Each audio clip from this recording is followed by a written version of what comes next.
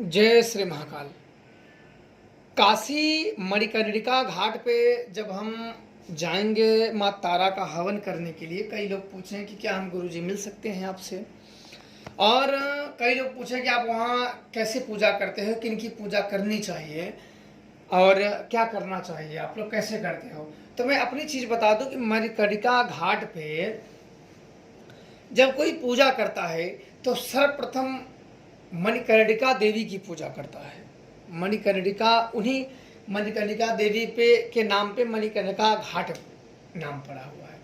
तो सर्वप्रथम मणिकर्णिका देवी की पूजा की जाती है, फिर विशालाक्षी देवी हैं, इनकी पूजा की जाती है, शमशान काली और काल भैरव, फिर बाबा विश्वनाथ महादेव।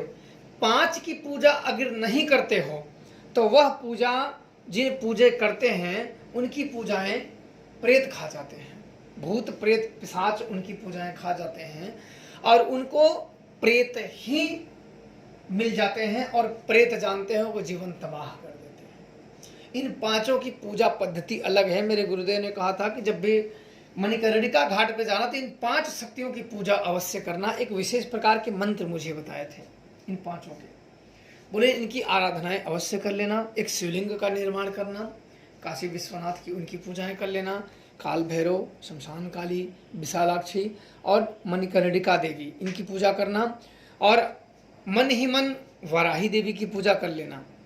वराह देव और वराही देवी की उनकी अब मन ही मन उनका ध्यान और चिंतन अवश्य कर लेना। इन पांच का तो मुख्य मुझे बताए थे। काली, शमशान काली जो हैं, काल भैरव, विशालाक्षी, मणिकर्णिका और विश्वनाथ बाबा, इन पांचों की शक्तियों के बाद अपनी क्रियाओं को शुरू करना, तभी आप अपनी क्रियाओं में सफल हो सकते हो, अन्यथा तुम्हारी क्रियाएं खंडित हो जाती हैं। अब एक जन ने मुझे पूछा था कि गुरुजी कई लोग खोपड़ी की माला पहन पहन के करते हैं, तो देखो ये मैं बता दूं कि दिखावे के ज्यादा कुछ भी नहीं है, दिखावे के ज्यादा ये कुछ नहीं है। खोपड़ी की माला शिव जी पहनते थे, खोपड़ी की माला शिव जी पहनते थे, तो शिव जी हम थोड़ी बन सकते हैं। उनकी कॉपी लोग कर रहे हैं, हड्डियां पहन रहे, तो भगवान शिव भोलेनाथ भुजंगधारी उनका कौन कर सकता है। वो तो पहले हलाहल पी लिए थे तो वो भी पी जाओगे।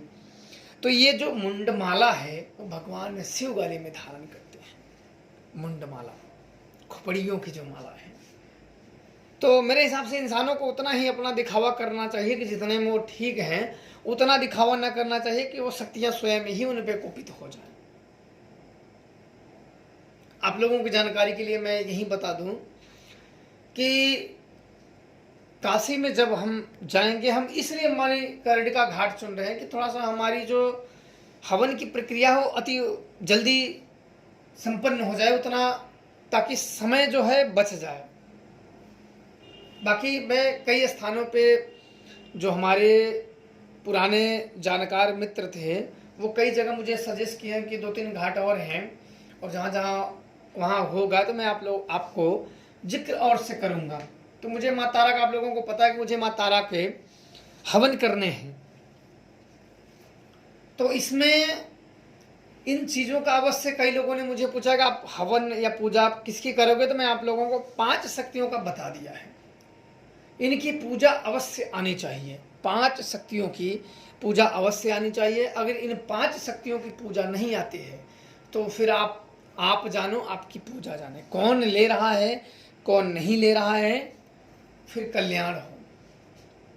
तो इन सब आप कभी भी जब साधनाएं करने जाएं या पूजा करने जाएं, या शमशान में भगवान शिव की भी आराधना या काली काल भैरव की करें, तो इनकी पूजा अवश्य कर लें।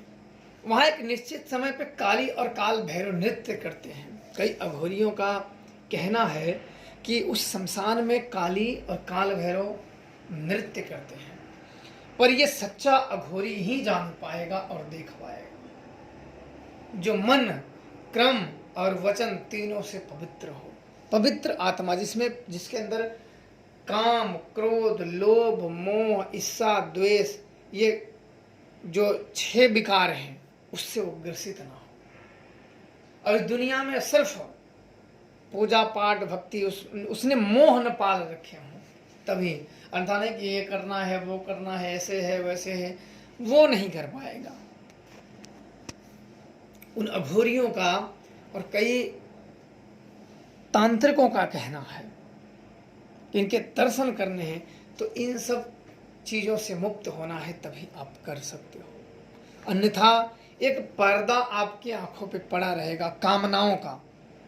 सदैव आप जाओगे तो अपनी कामनाओं के वशीभूत ही रहोगे कि हमें तो ये कर रहे हैं तो हमें ये करना है, हमें वो कर रहे हैं तो वो करना है। मतलब एक अगर कामना होती है ईश्वर को पाने की तो वो कुछ अलग कामना होती है, अगर सांसारिक इच्छाओं को प्राप्त करने की कामना वो अलग कामना होती है। कामनाओं में भी कई भिन्नताएं होती हैं। इसलिए आप लोग समझ गए होंगे कि मैं जब जाता हूं तो मैं किस तरीके से पूजाएं करता हूं, और हम जब जाते हैं तो आगे विश्वनाथ ही जाने। बस जय श्री महाकाल।